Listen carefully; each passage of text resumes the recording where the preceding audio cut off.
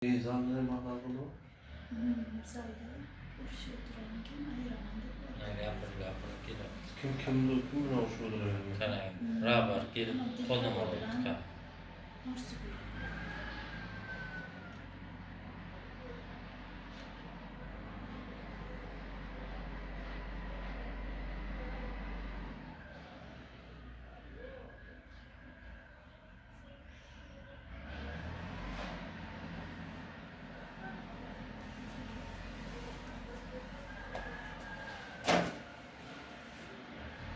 Gördünüzmü?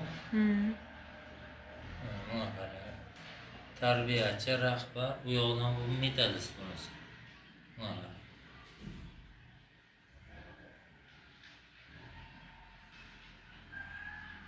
MMA jang nimasi bo'lgan bu?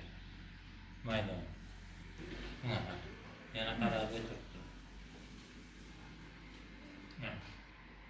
Ikkovi ham bir-birini uribdi. Tarbiyachi, unisi metodist. Bularga qarang, bunisi rahbar. Yuzini tishladi hozir.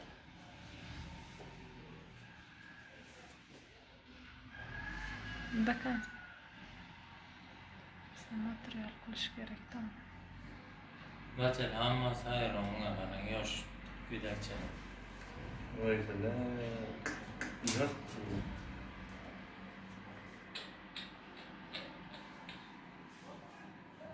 Oxirigacha ko'ring, bittasi kelib yopishib ishlarni gavlang nima ishlar. Unda nima dedi-da? Nima? Halqam dedi. Halqam yo'q. Lekin halqasini qo'yib olib berdilar. Lekin halqam yo'q. Nima chiqdi? Keyin Ana shu holatda o'tiranda men faqat kirib ayirdim bularni. boshqa zalga chiqdi. Shu jangda cho'g'in chiqmaganda Shu chiqdi. shu payt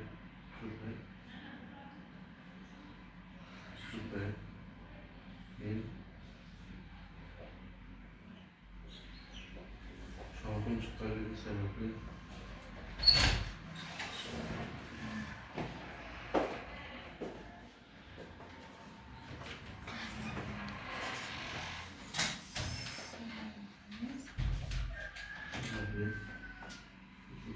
orqasidan zalga chiqdi.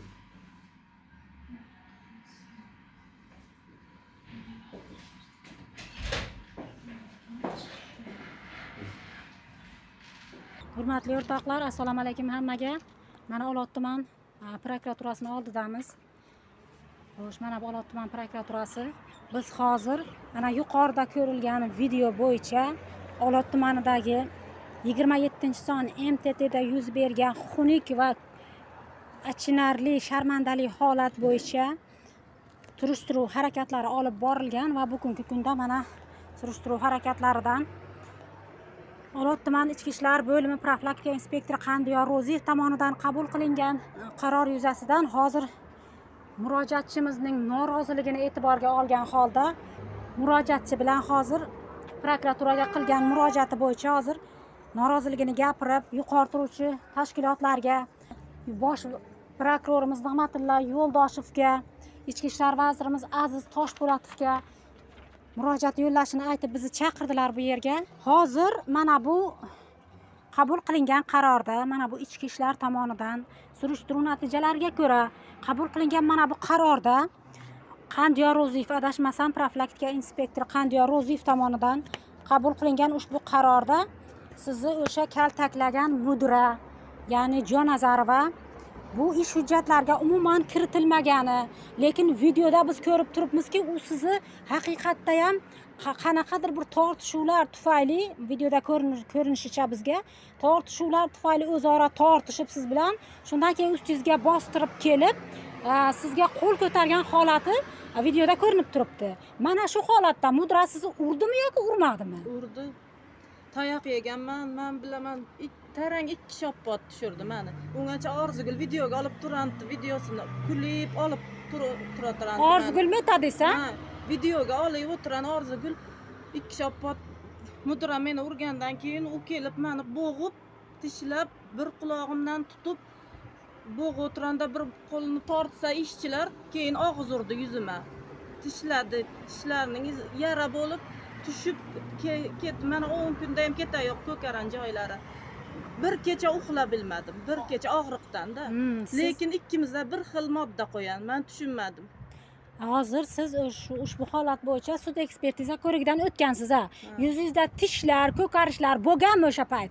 O'sha payt rasmlari olib, yozib olib qolgan mendan. Bormidi tan jarohatlari? Tan jarohatlarim bor deb yozib, rasmga tushirib olib qolgan. Ha, hozir siz sud hujjatlaridan, qabul qilingan, yig'ilgan sud materiallaridan nusxa so'rasangiz nima dedi ichki ishlar xodimlari sizga? Berish mumkin emas dedi. Berish mumkin emas. Bermaymiz dedi. Yig'ilgan sud hujjatlaridan sizga taqdim qilishni bosh tortdilar, a? Berish mumkin emas dedi. Faqat mana shu qaror o'zidan qabul qilingan qarordan nusxa berdilar, shundaymi? Yo'q, ha. Berish mumkin emas deb ulardan bermadilar. Bermadilar. Hozir bu videoda ko'rishimiz mumkinki, o'sha metodist Orzugul Sunnatova sizni urib, devorga qisib, bo'g'ib, tishlab, kaltaklayotgani, mudira kelib sizni qo'lingizni ushlab turgani bizga ko'rinyapti. Xo'sh, shu holatda hozir siz uni urib haqorat qildingizmi, yo'qmi? Mana ikkizlarga bir xil bu yerda modda qo'yilganda mana. Olot tumani mana bu yerda aytilyaptiki, Olot tuman Burjaqmi Feda yashovchi fuqarolar Hasan va Dilrabo Shosayevalarga O'zbekiston Respublikasi Ma'muriy javobgarlik to'g'risidagi kodeksning 41 va 52-moddasi 2-qismida ko'rsatilgan ma'muriy huquqbuzarlik alomatligi borligi sababli ma'muriy tartibda chora ko'rish uchun tuman sudiga yuborgan deyapti. Siz unga biron bir urib, qo'l ko'tarib tan jarohati berdingizmi? Mana videoda, lekin biz sizni urganingizni shaxsan men ko'rmadim masalan. Shu o'sha payt mening qo'llarimdan kimdir tutayotgani uchun men hech qachon urib bilmadim. Uni o'zimni himoya etish uchun shunday ikki yog'i qo'limni nima etdim, kimning tutganini bilmaydim, lekin videoda ko'rgandan keyin mudira tutganini ko'rdim men qo'limdan. Yuzimdan tishlagan, bir qulog'imni shunday uzib olib o'tiran, jonim og'rib o'tiran, qulog'im og'rib o'tiran, qulog'im og'rib o'tiran deb yig'layman, lekin ayrilmaydi. Halqamni uzib olan, qulog'imda halqa yo'q. Izidan ki ham ayrilib ketib o'tiranda ham tortdim, halqamni ber deb. Mudira tilla kerak ekan bunga deydi, joni achimaydi hech ham. Ha, demak hozir siz mana bu 40 MJTKning 41-moddasi va 52-modda 2-qismda ko'rsatilgan hech qanday huquqbuzarlikni sodir qilmadim deb hisoblaysiz o'zingizni, shundaymi? Shunday. Bu hozir sizga ichki ishlar tomonidan qilinayotgan nohaqlik va adolatsizlik deb hisoblaysiz. Bu yerda mudiraning qilgan sizga nisbatan qo'l ko'tarib qilgan xatti-harakatlarga, urganligi holatiga hech qanday huquqiy baho berilmagan. Qandaydir bir xato va kamchiliklar, e'tiborsizlik yuzasidan bu Olot tuman prokuraturasi tomonidan imzolanib, xullas kalom xulosa berilib sudga chiqarilgan hozirgi paytda. Lekin biz bu holat yuzasidan hozir kelib o'sha Olot tuman prokurorga uchrashib, holat yuzasidan nimani e'tirozlarni bildirdik jabrlanuvchining, lekin haqiqatda ham videoda ko'rishlaringiz mumkin. Hurmatli vatandoshlar, hurmatli kuzatib boruvchi insonlarimiz, bu yerda jabrlanuvchimiz Dilrabo Hasanovani bir kosa ovqat yeganining ustida to'g'risini gapiraylik, chunki ko'rsatmalarda mana ko'rsatibdiki mudira boshida ro'mol, chunki gigiyena qoidalariga rioya qilmagani uchun men uni urishdim, gapirdim va shu yerda janjal kelib chiqdi deyapti. Lekin siz videoda ko'rishingiz mumkinki, o'sha tarbiyachining mana shu Dilrabo Hasanovaning boshida ro'moli borligi, egnida esa formalari joyida ekanligini siz ko'rishingiz mumkin. Lekin bularning yolg'on ko'rsatmalari inobatga olinyaptiki, lekin mana bu jabrlanuvchining ko'rsatmalari inobatga olinmayapti. Jabrlanuvchiga nima sababdan teng javobgarlik qo'llanilganidan, bu hech qanday haqorat qilmaganidan, u yerdagi ko'rsatma berganlar, o'sha 27-son MTTdagi ko'rsatma berganlar mudiraning o'zining yaqin qarindoshlari, qavmi qarindoshlari bo'lganligi uchun uning foydasiga ko'rsatma berganligidan hozir jabrlanuvchilarimiz noroziligini bildiryapti, shundaymi? Ha. Shunday. Ular hammasi sizga qarshi yolg'on ko'rsatma bergan deb hisoblaysiz, a? Har safar shunday yolg'on ko'rsatma beradilar, Xudodan qo'rqmaydilar hech ham. Siz demak sud jarayonida mabodo ular ko'rsatma bergan taqdirda ham har bitta ko'rsatmachini kelib sudi o'zida javob bersin, o'zida ko'rsatma bersin, o'zida mana shu yozgan guvohligini sud zalida guvohlik berishini raislik qiluvchi suddan so'rayman deb siz talab qiling. Mana shunda haqiqat yuzaga chiqadi. Qani ular borib o'sha avvaloki yolg'on ko'rsatmani berishdan oldin tepada Xudo borligini, bola chaqasi borligini, kelajagini o'ylab Xudodan qo'rqishini ularga bir eslatib, ijtimoiy faol sifatida. Lekin yana bu yerda mana bu hujjatlarda ko'rsatilishicha, siz Metodist Orzugul Sunnatova bilan oldindan qavm qarindosh, ya'ni qo'ni qo'shni ekanligingiz va oldindan kelishmovchiligingiz borligi tufayli o'sha ishxonada mana shu tufayli kelib chiqqanligi ham yana ko'rsatilgan. Siz u bilan qo'ni qo'shni yaqinchilikda yashaysizmi? Men tanimayman ham uni. Ishlashdan oldin tanimayman, qayerdanligini ham bilmayman. Mening qo'shnim ham bo'lmaydi ham. Qarindoshingiz emas, qo'shningiz ham emas, ha? Oldin ham u bir necha marta men ishchilardan telefon qilib bir nimalar so'raganimda seni 3-etajdan tashlayman, o'ldiraman deb kallangga yoraman degan gaplarni aytan. Tush safar ham urgandan keyin sen meni 3-etajdan tashlamoqchi bo'landing, oldin ham desam yana tashlayman, gaping bormi degan gaplarni ham aytdi menga. Aytgana. Qarang, Orzugul Sunnatova o'sha bog'chaga ishchi xodim bo'lib kirgan paytida qorovul, Sola qorovul mahalla fuqarolar yig'inida yashaydi. Ya'ni u Burjoqda emas, Sola qorovul mahallasida yashaydi. Uni bilamiz. U yerdan bizni qishloqqa kelin bo'lib tushdi. Lekin Quyi Burjoq 6-brigadaga kelin bo'lib tushdi. Siz yuqori Burjoq 7-brigadada yashaysiz. Shunda siz hech qanaqa qo'ni qo'shni emassiz, a? Yo'q. Men ham hayronman. Quyi Burjoqda yashaydi. Mana shunday holat. Hurmatli Ichki ishlar vazirimiz Aziz Toshpo'latov, bosh prokurorimiz Nig'matilla Yo'ldoshev, Oliy sud raisi, inson huquqlari bo'yicha tashkilotlar holatga videoni ko'rib o'zlaringiz xolis baho berishlaringizni so'raymiz. Mana shu jabr deydi. Tarbiyachimiz bundan oldin ham bir necha bor mudira tomonidan nohaq jazolanish holatlari, sun'iy jazolarga tortilgani, sun'iy bunga kompromatlar yig'ilgani, sun'iy ravishda urush janjallar uyushtirib kelganidan norozi bo'lib oldin ham bir necha tashkilotlarga murojaat qilgan. Ming afsus nadomatlar bo'lsinki, hozir sizni uyingizdan o'sha xatlarga javob xatlar to'xtagan. Bir paket bo'lib to'xtagan. Bir paket javob xatlaringiz bor, o'sha mudiradan noroziligingiz haqida. Bundan oldin ham yuqori turuvchi tashkilotlarga bir necha bor norozilik murojaatlarini qilgani, ammo rahbarlarning mas'uliyatsizlik, e'tiborsizligi ortidan bu murojaatlar e'tiborsiz qoldirilganidan norozi bo'lyaptilar. Yana bundan tashqari biz o'sha achinarli, mana shu kulgili, sharmandali video bizni qo'limizga yetib kelgandan keyin bu haqda munosabat bildirib gapirdik. Men shaxsan o'z munosabatimni bildirib, mana shu haqiqat yo'llar kanali orqali mudiraning xatti-harakatlari, bundan oldin ham bog'chada doimiy janjallar, haqoratlar bo'lgani haqida gapirganimda, u meni ustimdan hozir ichki ishlarga ariza yozibdi.